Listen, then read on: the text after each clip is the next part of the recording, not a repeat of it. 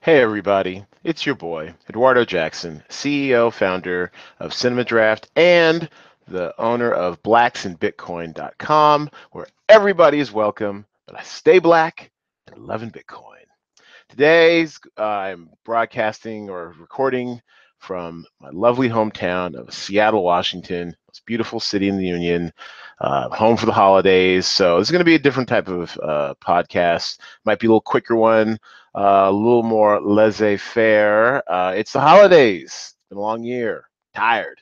So, and also this will largely be a screen shared one. So enjoy my beautiful mug right now because it's going away. So let's take a look at all the stuff we've got going on over here in Bitcoin and crypto. And actually, there's been a lot of call. Let me switch over to there's been some call for more basics, some like a Bitcoin basics a podcast. And so I kind of want to get back to the basics. We're going to go to my site, Blacks and Bitcoin, as soon as I get my tail to sharing it. There we go.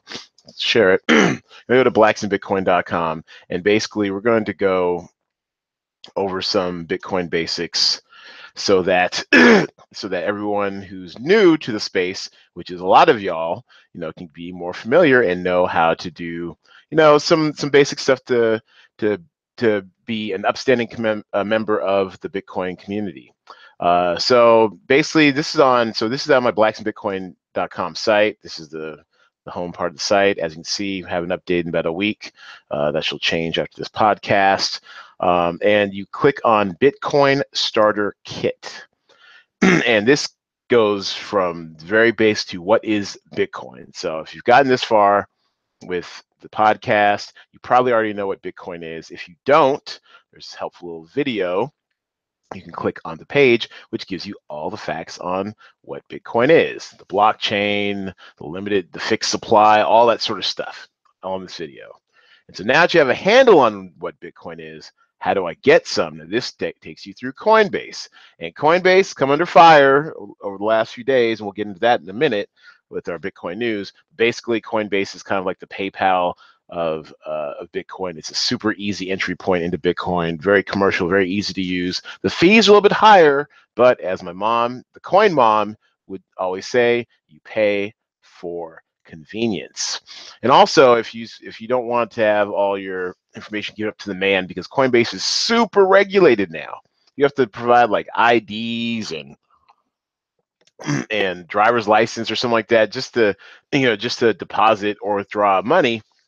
Then and you just want, if you are to withdraw money to like a fiat banking account, then you're just better off going to some place like LocalBitcoins, where you can just trade it person to person.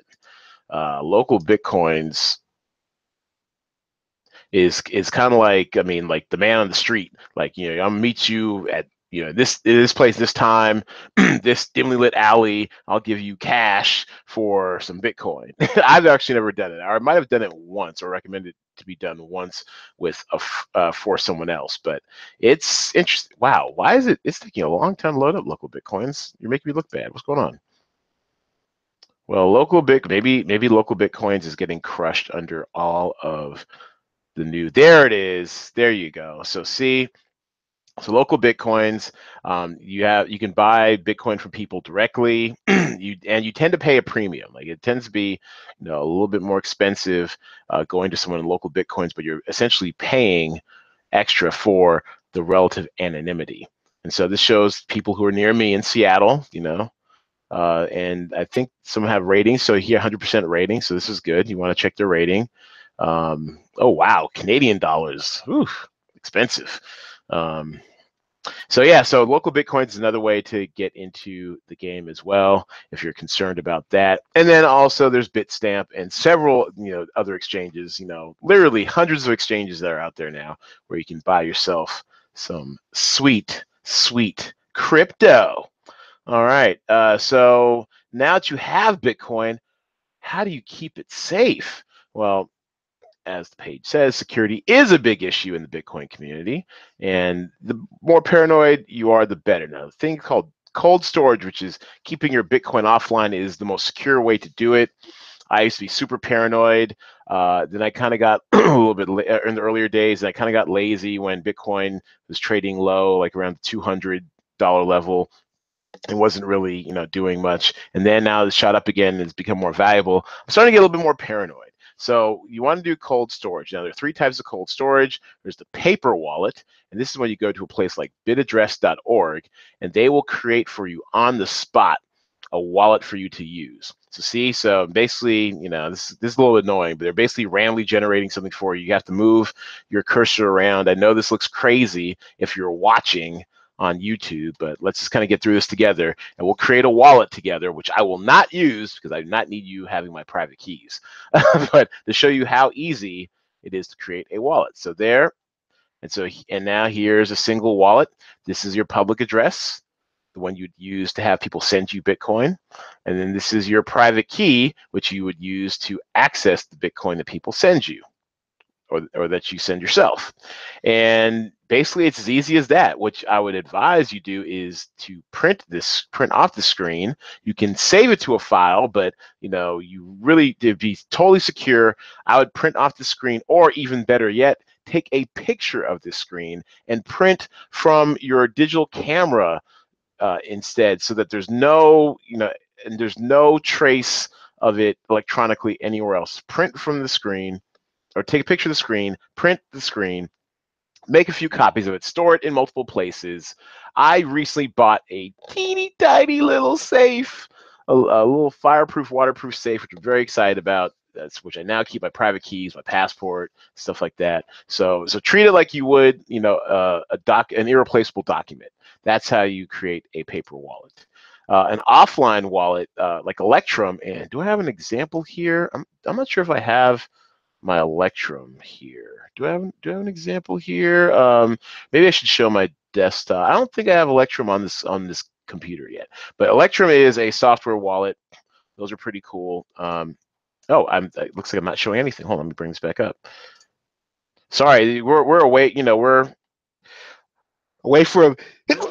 Oh, pardon me. We're away from the comfy confines of the cozy confines of Las Vegas, where I have my setup. We're doing this from the attic, aka my old office. So bear with me.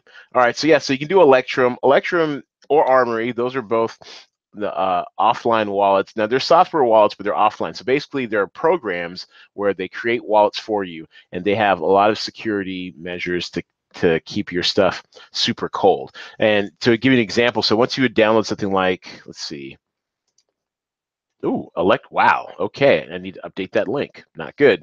So once you would go to Electrum, I think it's electrum.org. Why are we tripping? Let's go to this. Electrum.org. There we go. Go to Electrum. There you go. And create your wallet, download the wallet. And one of the measures they suggest is that you start transactions offline. So they suggest having a device like an old laptop, or maybe you can even do it with a tablet if it has a USB port.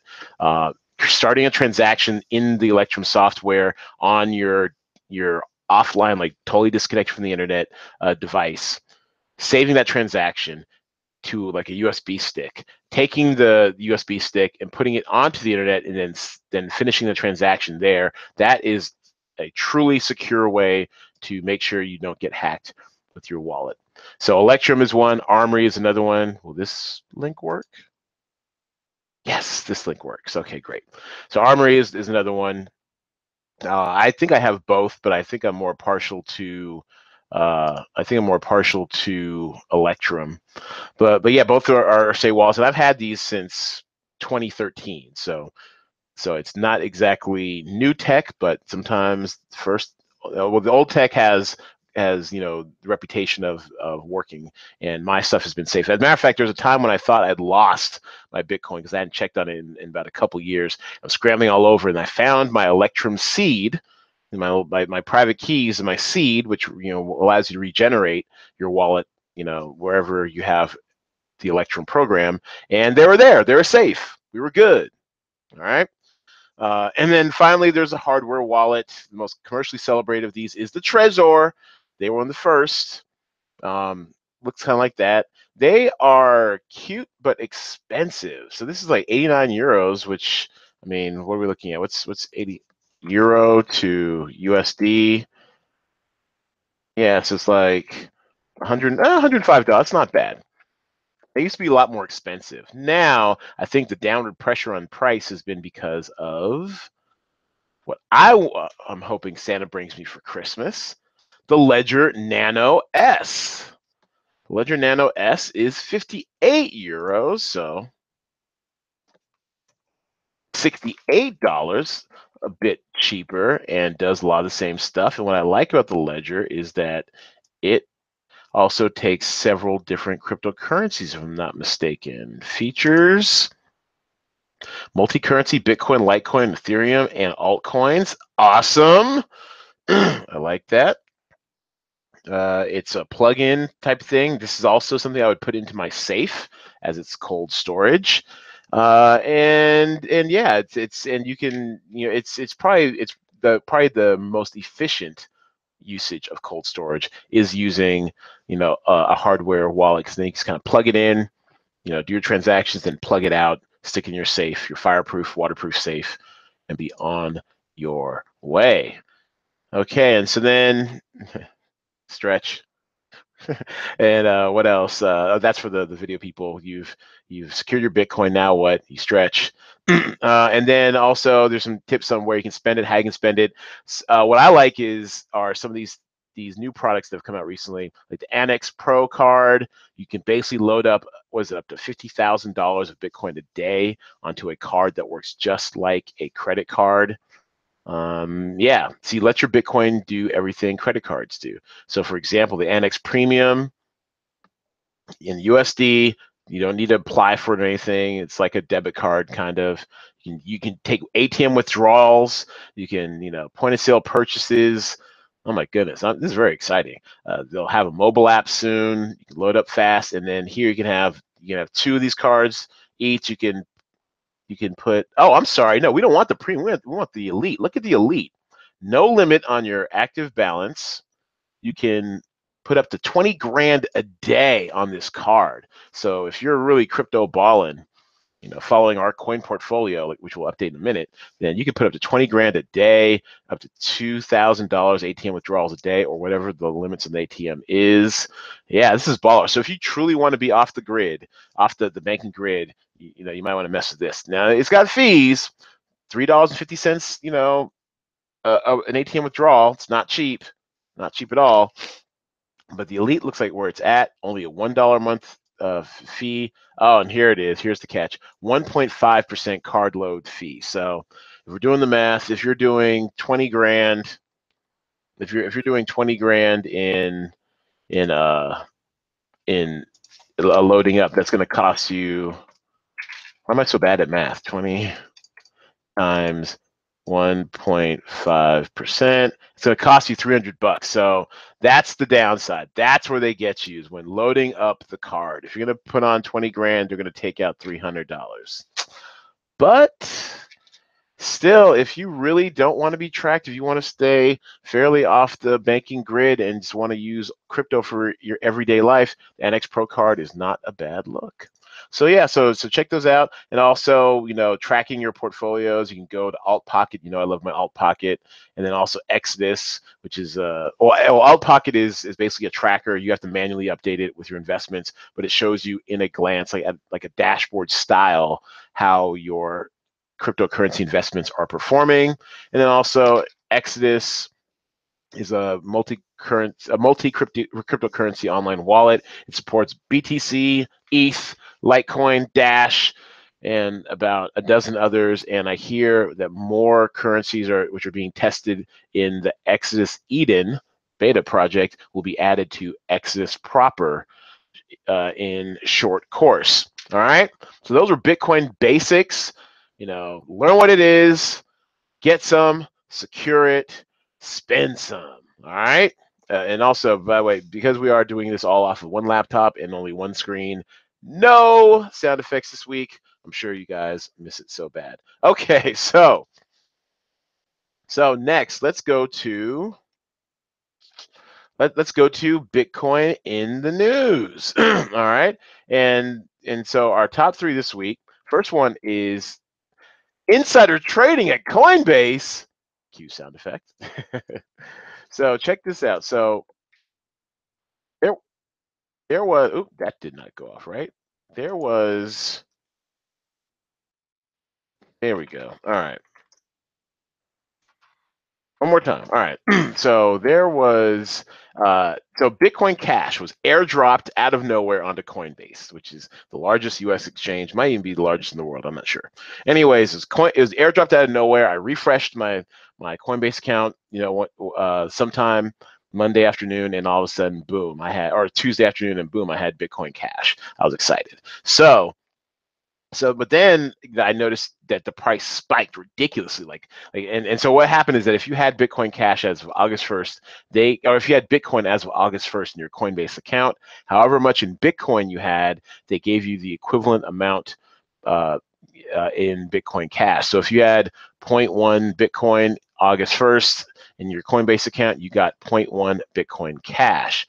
Now, when this happened, for whatever reason, the price spiked because Bitcoin Cash is trading at fairly, high for it, but fairly sane levels relatively. It's around the $3,000 level. See, 3,200, 3,242 on CoinMarketCap, Bitcoin Cash. But the second it came in, it spiked all the way up to 9,500 on Coinbase, which is ridiculous. And I started having a panic attack. Oh my God, it's so expensive. Now I don't believe in Bitcoin Cash really. I mean, I understand what it is. I like the idea, and I'll explain it a little bit with an answer to a listener question. But basically, I am not a big believer in it. I'm fine with selling it, especially at a premium. So I was trying to figure out what to do with I only had 0.14 in my Coinbase account at the time because I keep most of my crypto off exchanges, as you should as well. Do not keep your Bitcoin on exchange if you have an option. And so my 0.14 Bitcoin Cash was turned out to be worth $1,200 in the moment. So I'm like, okay, now we're cooking with gas. And basically, what's Fred Meyer? What am I getting? Oh yeah, let's not do that. Sorry, all ads popping up on. See, this is why I have ad blockers. My goodness, trying to sell me an ICO in the middle of my podcast. Anyways, so my little 0.14, of Bitcoin Cash was worth about $1,200. I was having a panic attack, so I'm thinking I need to sell this sucker now before people come to their senses. It's trading like $6,000 over the rest of the world, and by the time I had in like space 20 minutes, it went from 9,500 back down to 3,000. So now I'm just kind of stuck with it. I did sell a little yesterday to acquire a new asset, which I'll go into detail later. But basically, there's been accusations of insider trading, mostly because it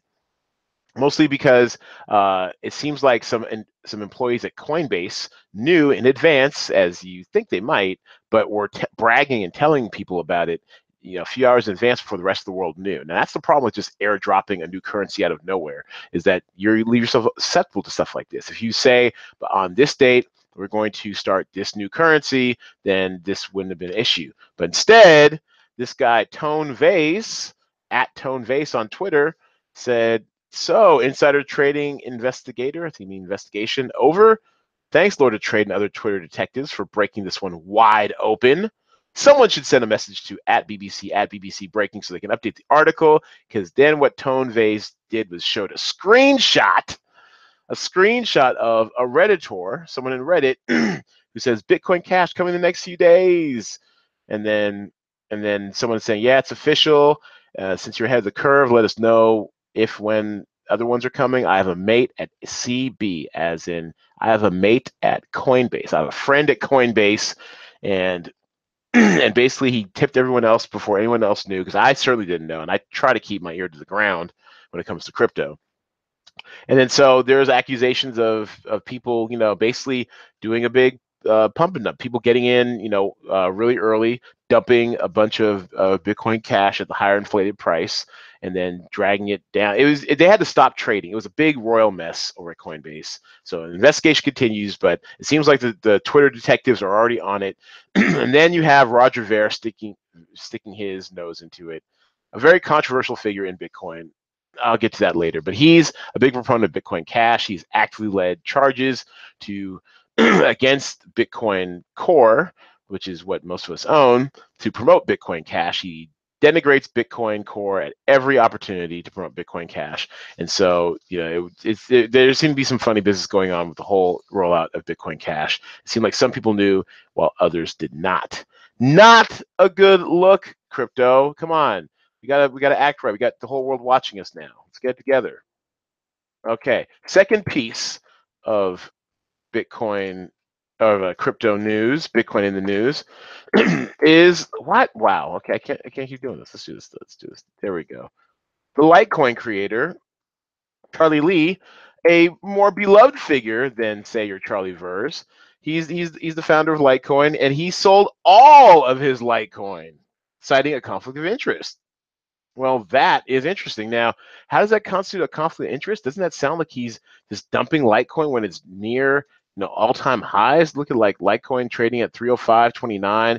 It's had quite a ride, as you can see, over the last 7 days, having reached an all-time high of, oh, wow, that's all-time. Let's do the last 7 days. Reaching highs of over $335, $350, $369. I think it was scraping $400 at one point. It's just been everywhere. Anyways, so instead of being conflicted out by saying anytime he feels that anytime he tweets or says anything positive about Litecoin, people look at it from both sides. They think it's a pump and dump, or they think he's got a vested interest in it, which of course he did. And now he said he's selling almost all of his Litecoin just so he can't be accused of trying to pump up his own coin. That's a really noble gesture, especially if you think this sucker's going to the moon. I think he said he's gonna keep a few commemorative like Litecoin or whatever, but other than that, he's selling most of his Litecoin stock, and I think that is a really strong move. Kudos to Charlie Lee. All right. And then our third piece of Bitcoin in the news is you're kind of wondering when it was coming. You knew it was coming. You didn't know when, and I don't think we still exactly know when. But here comes the bully on the block. The New York Stock Exchange is getting into crypto. New York Stock Exchange files to list Bitcoin ETFs, bringing cryptocurrency a step closer to mainstream. So now an ETF is like, is it electronically traded fund, exchange traded fund? And that's usually the entry point for a lot of people with pension funds and retirement savings and IRAs stuff. They usually go, stop. See, this autoplay is a problem. I gotta update the new version of Chrome. This autoplay is killing me. Anyways, so they're listing Bitcoin ETFs now. It's not exactly they'll have all their customers buying into a piece of Bitcoin. They're actually trading Bitcoin futures, but bundled it as an ETF. So they can kind of be part of the game, but not really. It seems like Bitcoin itself is still too volatile for a direct investment, or they have some red tape to get around. So they're following the pattern of the Chicago Board of Exchange, the Chicago Mercantile Exchange, and also NASDAQ, which is coming online, I think, if not next week, I think it's next month, with trading futures. So that way you're just betting on the volatility of it. You're not necessarily betting on, or you're betting on the future price of Bitcoin and not necessarily owning Bitcoin itself. I don't know why. It's probably more profitable just to own Bitcoin straight up, but what do I know? So, and then also as a side note, E-Trade is coming into the futures game as well. They're going to list their futures with the Chicago Board of Exchange. So all the slow, big institutional Wall Street money is coming. Choo choo! Get on the train. All right, it is time. It is time. I wish I had some music for this. I should have planned this better, but it is time for the weekly Trevon James honorary coin count. It's time for the coin count, where I count my coins and you count your coins, and we all get rich together. That's right. It's the honorary Javon James coin count. It's been a very topsy-turvy week. For Bitcoin, I won't lie.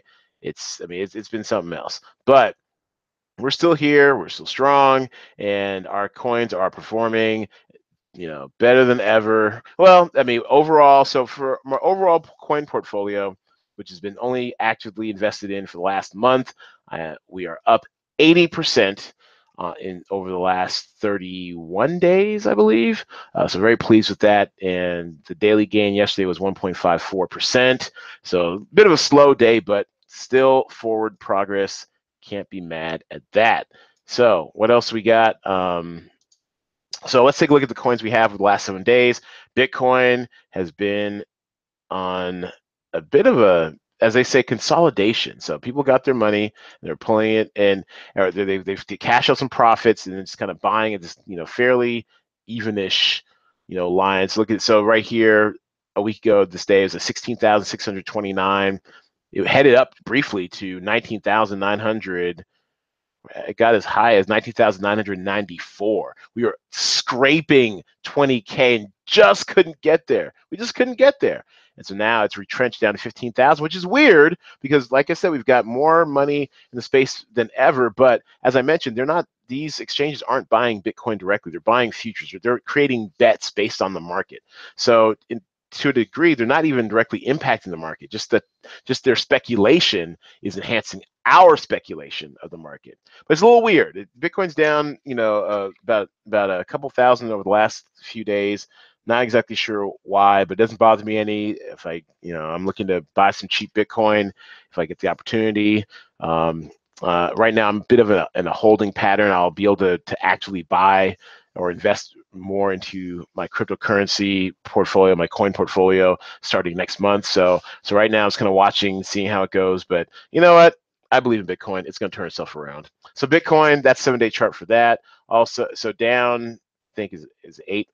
Where'd it go? Down 8% over the last 24 hours. Not a great look, but it could be worse. Then you got Ethereum down 1% over the last 24 hours. Also, the 7-day chart was pretty good for it. It actually saw some really good growth during the week. See, it shot up to here over 800. 881 was the high, and then now it's kind of consolidated down around 800. And it yo-yos. It yo-yos between 2 and 5%. Each day. I like the volatility. Let's make something happen. There's a saying, I can't remember the saying, but something about how how you don't want to live a bland milk toast life. You want the highs and the lows because you want the drama. Well, cryptocurrency will bring you drama. Ripple is out of its mind. $1.13 now. I think a week ago it was at 89 cents, 90 cents, something like that. It's just Ripple's out of control. I'm absolutely loving it. Do you, Ripple? Yeah, Ripple. Wow, a week ago. Hold on a second, it's loading. Why is everything so slow today? There we go. So Ripple was at 76 cents a week ago, and now it's at $1.13. That's bonkers. I love it. What else do we have? We have some Litecoin. Litecoin's at 305.69. It's seen its highs and lows. The 7-day chart had us at the 7-day chart had us at. You can do it. You can do it. You know what? This is what happens when you use your mom's internet. It just goes a little slower sometimes. There we go. Yeah. So 274.87 a week ago, now to 305, 306.26. So and it went really high too in the middle. It went as high as like 360, I think. Litecoin, I think it scraped nearly 400. It's getting nuts, and then all of a sudden it cooled down a little bit. But it's Litecoin. We want another one where we want the drama. We believe in the long-term tech of it. It's essentially digital silver to Bitcoin's digital gold. What else do we have? I had someone at a party. Shout out to Siaka. Shout out to you, Siaka. He was pitching me Cardano. I'm have to look into that. That might be our altcoin of the week next week. I don't know anything about Cardano. He's pitching it. He was pretty bullish about it. They actually had a hell of a week too. Dash has gone slightly insane. It's got up as high as the mid 1500s. I think it might have saw 1600, and now it's corrected down to 1389 over the week. What else? Monero, the privacy coin. Monero's had a strong week. It's dipping right now, but its week overall was strong. We start off back here somewhere around, don't mind us, Mom. We were just having a little show. There we go. It started off at 319, went up as high as 470. Wow, 470. Now it's retrenched a little to just under 400, to about 400. So Monero's had a great week, just a great week. What else? Capture. What else are we watching? Stellar. This is a new buy. Quick story behind Stellar. I had to have it. I was traveling. I was in LA waiting on my friend to get out of The Last Jedi with his family. I'm in a strip mall parking lot in Pasadena. I'm watching Stellar go from 16 cents to 19 cents, and I need to get in it. We'll go deeper into Stellar a little bit later, but I need to get into Stellar because I didn't want to miss the boat. I didn't want to miss the boat. So I used I'm pretty sure an unsecure Wi-Fi network that was floating around the strip mall parking lot. I got in there. I took some of the gains I had from Bitcoin that Friday and used that to buy me some Stellar. I got it at 19 cents, and as you can see, it's at 25 cents. So that's I'm glad I made the leap. All right. BitConnect, which I'm heavily invested in, is also tied to the fate of Bitcoin. As Bitcoin goes, so does BitConnect. And then the other two I want to show you are Storage. And they have finally righted the ship. Very proud of those guys. Oh, where'd it go? Storage. Storage. Oh. To $1.57. And it also has had quite a week, where it started from humble beginnings and just kept inching its way up. And now remember, I originally got into Storage, I think, at 70 cents a pop. Maybe sounds about right. About 70 cents per Storage, and then I bought more at $1.12, and then it's been downhill ever since until recently. So now here is this 7 days. All right. So wow. So it went up to as high as 160. So 7 days ago it was at 99 cents, about a dollar. Went up to as high as $1.60, and now we're hovering around $1.56. So great week for Storage. Well done, guys. The house. Morehouse, shouting out to another Morehouse guy, one of the founders of Storage, Sean Wilkinson. Morehouse, class 2015. Keep doing your thing, boy. And then BAT, Basic Attention Token by the Brave Group. It also has had a fairly decent week. Started off at 24 cents all the way up to now 37 cents. So just a good week all around for the coin portfolio. And that is your weekly Tron James honorary coin count, where I count my coins, you count your coins, we all get rich together. And let's talk about my newest coin. I'm fairly bullish on this coin because for a lot of reasons, which I'll get into. It's Stellar Lumens. See, there it is, Stellar Lumens. It's actually, I want the coin. Here's the website. Let's take a look at Stellar Lumens for a minute. Now, its trading name is XLM, and for people who are new to the podcast, what is an altcoin? As I go into the altcoin of the week, an altcoin is any cryptocurrency that is not Bitcoin. Bitcoin's the originator. All the rest are imitators. But there are some significant gains you can realize if you dabble in the right altcoins. So once again, this week's altcoin is XLM, aka Stellar Lumens. And it basically comes from some former members of the Ripple team, Jed McCaleb and Joyce Kim. It's a payment system. It's used often for nonprofits and financial companies in the developing world. They for remittances. So like people who for guest workers or undocumented workers who may be working in this country or others can send money home cheaply, damn near for free. Their fees are super low if they exist at all. For micropayments, I mean that's what's kind of stopped Bitcoin from being the micropayment market. There was a whole open question back in 2014, 2015, where the Chicago Sun-Times actually experimented with taking micropayments for content because people were trying to figure out how they can best monetize the web and how everything's been gotten for free or through advertisers. They experimented with micropayments, but now you can't do it with Bitcoin because it's too expensive because the mining fees have risen since the backlog has occurred over the last few days of activity because Bitcoin's too damn popular. So Stellar might be the source we use for micropayments in the future. Mobile money, you can exchange it peer to peer, like all good cryptocurrencies. But the thing that really caught my eye is the fact that Kick, which is, I'm not sure if you're familiar with Kick, really hot with millennials. It's a platform where it's a platform for, actually, let's bring up Kick real quick so you have an idea what I'm talking about. Now, it's a mobile app for the most part. I don't think they have much of a desktop presence, but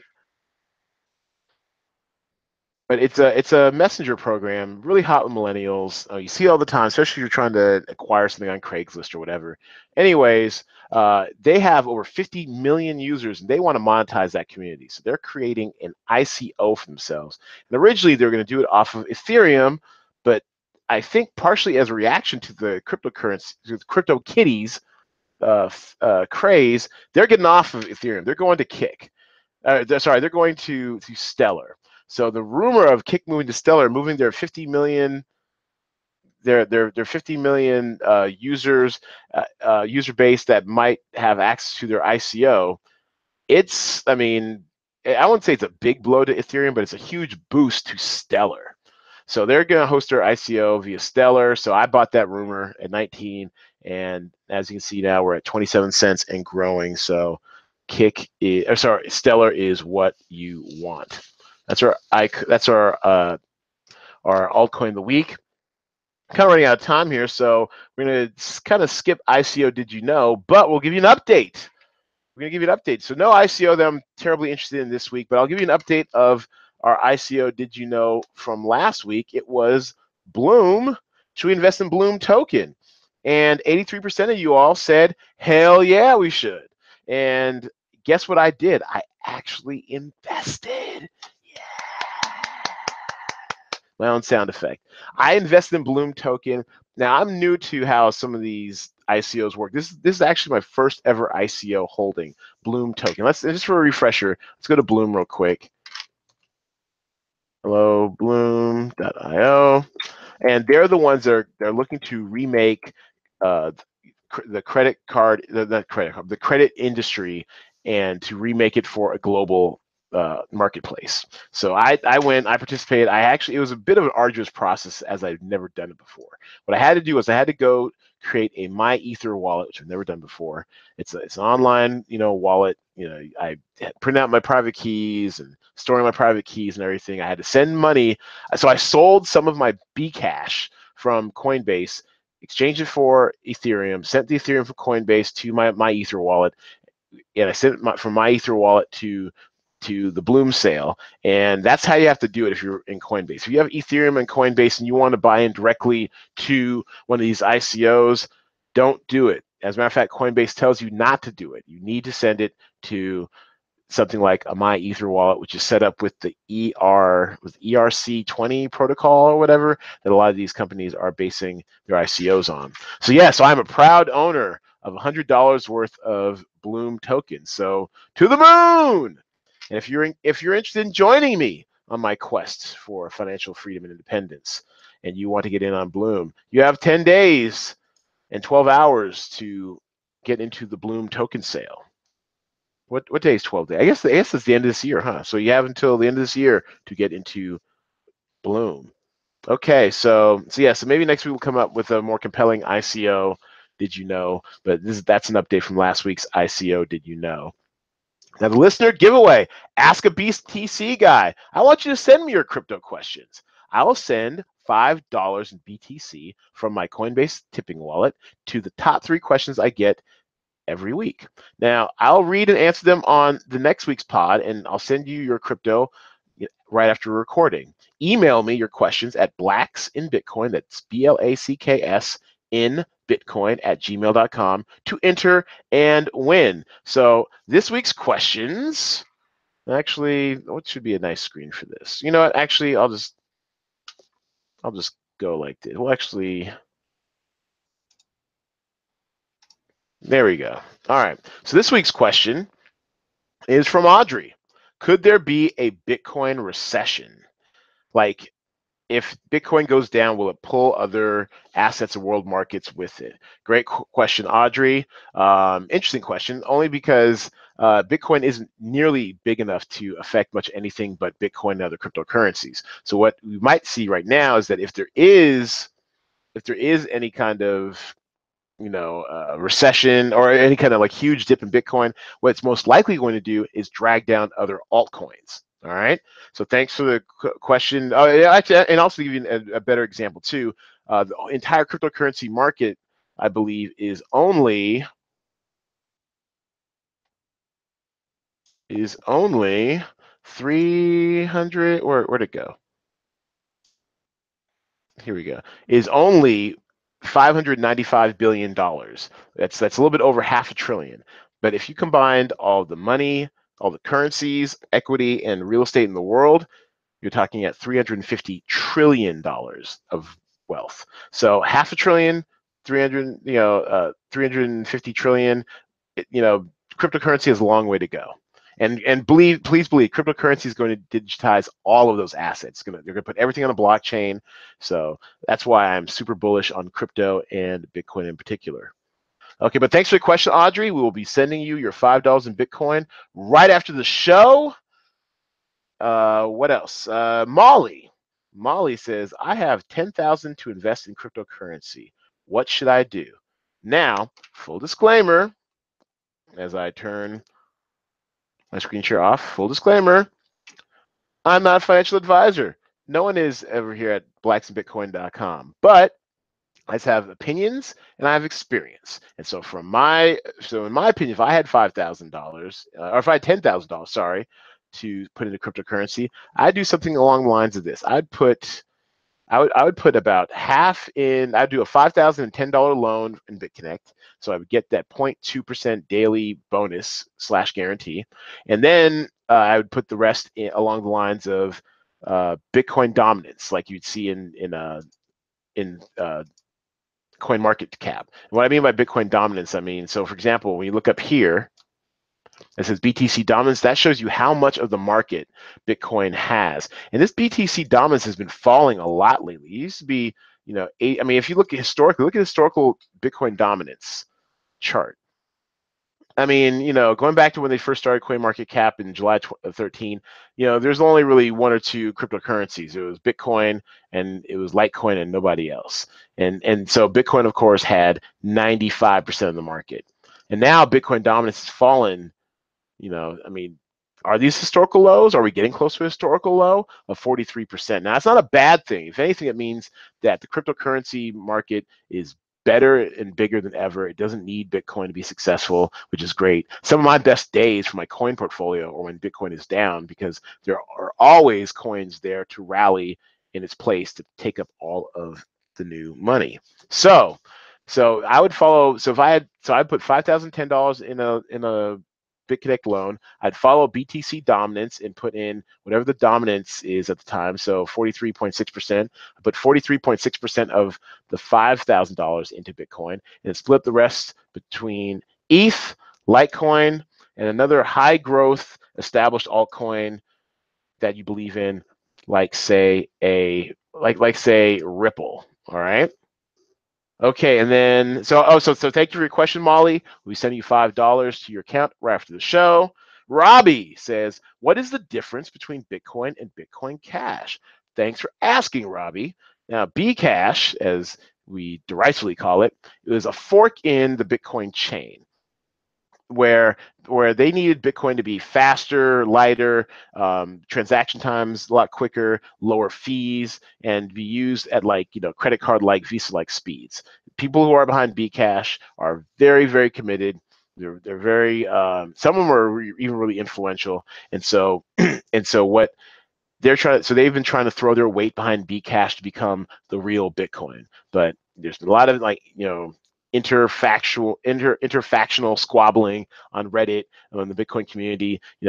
Bitcoin Core people, which is what we call Bitcoin proper, don't like the Bcash people, and vice versa. The Bcash people have attempted coups over Bitcoin, like that one huge drop about a month ago over a weekend where Bcash surged up to, what was it, like $5,000, $6,000 per coin, while Bitcoin dropped precipitously down to, was it 6,000 or 7,000? It was a really weird weekend. But while the two can peacefully coexist, you got people like Roger Ver, who's turned into a bit of a cause célèbre for him, to just go out and trash Bitcoin Core at every opportunity.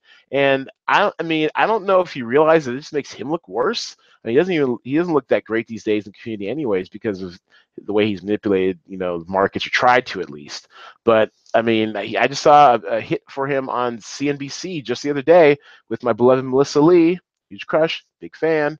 And he was just spreading all sorts of FUD over how Bcash could make Bitcoin obsolete, and how you're going to need to get people out of Bitcoin quickly when it turns, all this nonsense. And it's pretty ridiculous. But basically, what happened is that on August 1st, when that fork occurred, everyone holding Bitcoin got their equivalent in Bcash. So if you're holding 100 Bitcoin on August 1st, when the fork happened, you have 100 Bcash sitting there waiting for you if your wallet accepts Bitcoin Cash. All right. So just be wary about Bitcoin Cash. I mean, it's fine investable asset, I guess. I don't believe in it at all. I'm an old school hodler. I'm all about Bitcoin Core, Bitcoin proper, but it's got a decent valuation. I mean, it's not. I mean, it's the third overall in Coin Market Cap, so it's got that going for it, which is nice.